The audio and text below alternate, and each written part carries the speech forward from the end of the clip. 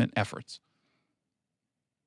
And so he decided in his office to take over the recruitment and retention for SPD. He took the power away from HR within SPD.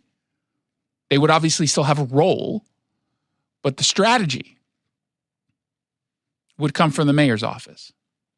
And he was pretty upfront about the goal that he had in mind for what this police department should look like. First of all, we want to expand the applicant pool by prioritizing the recruitment of candidates who reflect our values. So we talk about the right number of officers, and we make it clear in the data that we provided you that we're trying to get up in the 1,400 plus numbers, but not numbers alone, that we want them to understand the unique culture of Seattle, unique needs of Seattle. And so we're looking at those with different backgrounds, those with diverse racial and immigration backgrounds, people with college education or language skills beyond English. We're looking at this new kind of officer that we think are going to be a strong component of like RoboCop. The One Seattle vision. He introduced his plan in July of 2022. He had 38 programs or initiatives that were outlined in this plan. And he said his administration, for the most part, all but I think maybe one or two, that he would tackle by the end of 2022. Of those 38 programs or initiatives, roughly 70%, 70%, either haven't been completed or even started. Some of the ideas that he put forward, that he introduced in this big way in a press conference flanked by Seattle Police Chief Adrian Diaz, some of those ideas didn't appear to ever get vetted by the Seattle Police Department or, in certain circumstances where they should have been, SPOG, the Seattle Police Officers Guild. Some of the initiatives have been deemed completely implausible. We cannot do this. Except the city made no announcement about the failures. None.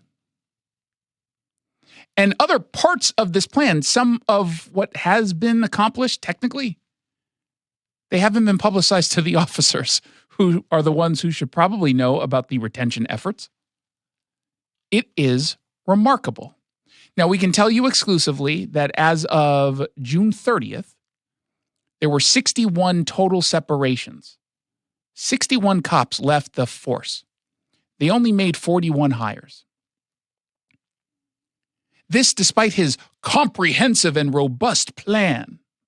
And the thing is, as I was going through the document and refreshing my memory on some of the initiatives, some of the plans were promises to just explore something. It wasn't even, we're going to get this program up and running.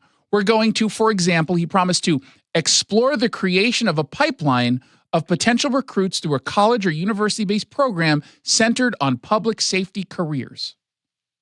By January of 2023, he was supposed to, quote, evaluate the feasibility of a program covering tuition for individuals seeking an undergraduate degree. On top of that, to design a cadet program. And that was intended to bring younger recruits into the police department. None of that appears to have been accomplished or even started. And when I reached out to the mayor's office multiple times, just to simply explain, hey, are you doing any of this? Has any of this been done? Where do we stand? They, of course, did what they normally do, which is not respond. Now, he did fulfill a plan to offer possible recruits ride-along so they can sit alongside officers and see what the job entails. Except he had something called recruitment ambassador programs. I asked a number of officers, not a single one has ever heard of what that is. That was part of the retention plan. Not a single person. Not one officer.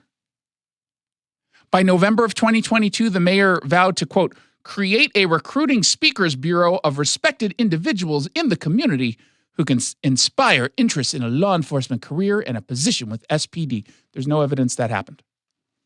There's no evidence that they even started to look into that.